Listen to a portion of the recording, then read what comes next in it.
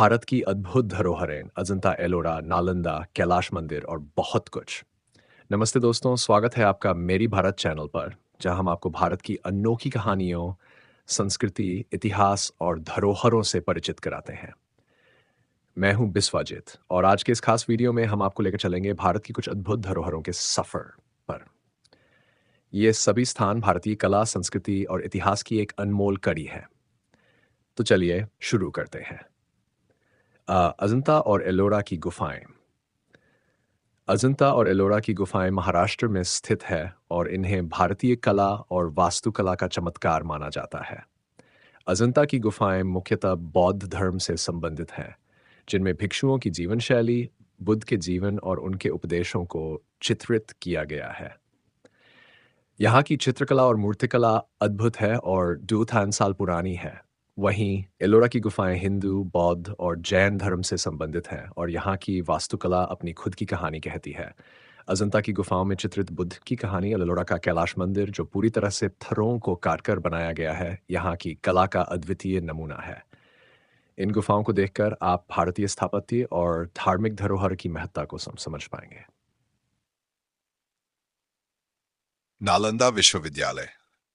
प्राचीन भारत का शिक्षा केंद्र विश्वविद्यालय बिहार में स्थित दुनिया के सबसे पुराने विश्वविद्यालयों में से एक था।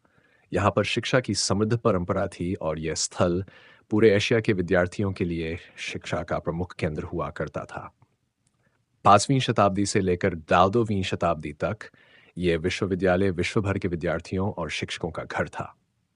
यहाँ पर बौद्ध धर्म से लेकर विज्ञान, गणित, दर्शन और अन्य विषयों की पढ़ाई होती थी। नालंदा की किताबों और ग्रंथों को मध्यकाल में आक्रमणकारियों द्वारा नष्ट कर दिया गया था, लेकिन आज भी इसकी धरोहर हमारे सामने जीवित है। ये भारत के ज्ञान और शिक्षा की महान परंपरा का प्रतीक है। कैलाश मंदिर, पत्थरों से तराशा गया अद्भुत मंदिर।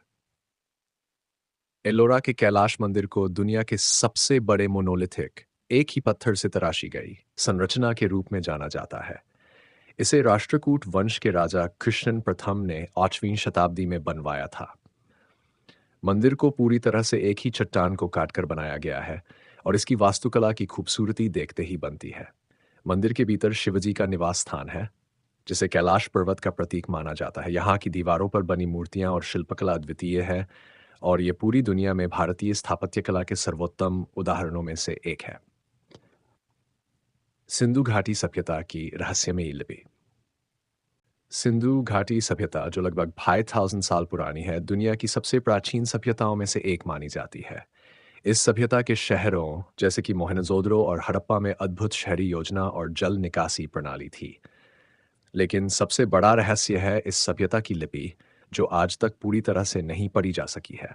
सिंधु घाटी की इस लिपि को ढूंढ करने के कई प्रयास किए गए हैं, लेकिन इसका रहस्य अभी भी बरकरार है। ये सभ्यता अपनी उन्नत जीवन शैली और व्यापारिक संबंधों के लिए भी प्रसिद्ध थी, लेकिन उसकी लिपि आज तक एक पहेली बनी हुई है। 5. खजुराहो के मंदिर, कला, संस्कृति और इतिहास का संगम।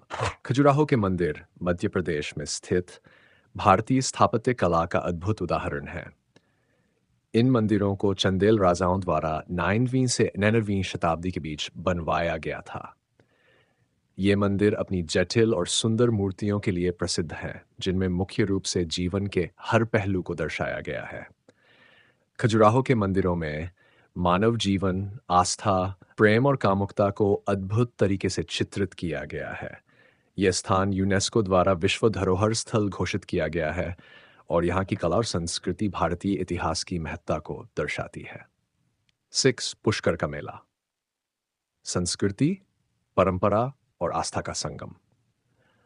पुष्कर का मेला राजस्थान में हर साल आयोजित किया जाता है और यह भारत का सबसे बड़ा पशु मेला है। यह मेला अपनी धार्मिक, सांस्कृतिक और पारंपरिक गतिविधियों के लिए विश्व प्रसिद्ध है। यहाँ पर हर साल हजारों की संख्या में ऊंट और घोड़े बिकने आते हैं और मेले में रंगीन सांस्कृतिक कार्यक्रमों का आयोजन होता है। पुष्कर झील के किनारे स्थित ब्रह्मा मंदिर भी धार्मिक दृष्टि से महत्वपूर्ण है। यहाँ श्रद्धालु आस्था के साथ स्नान करते हैं और मेले का आनंद लेते हैं। पुष्कर मेला भारत की सांस्कृतिक धरोहर का एक रंगीन और जीवंत उदाहरण है। तो दोस्तों, ये थी भारत की कुछ अद्भुत धरोहरें जो हमारे इतिहास, कला और संस्कृति की समृद्धि को दर्शाती हैं। अगर आपको ये वीडियो पसंद आया हो, तो लाइक, शेयर और सब्सक्राइब ज़रूर करें। मिलते हैं अगले वीडियो में, तब तक के लिए धन्यवाद।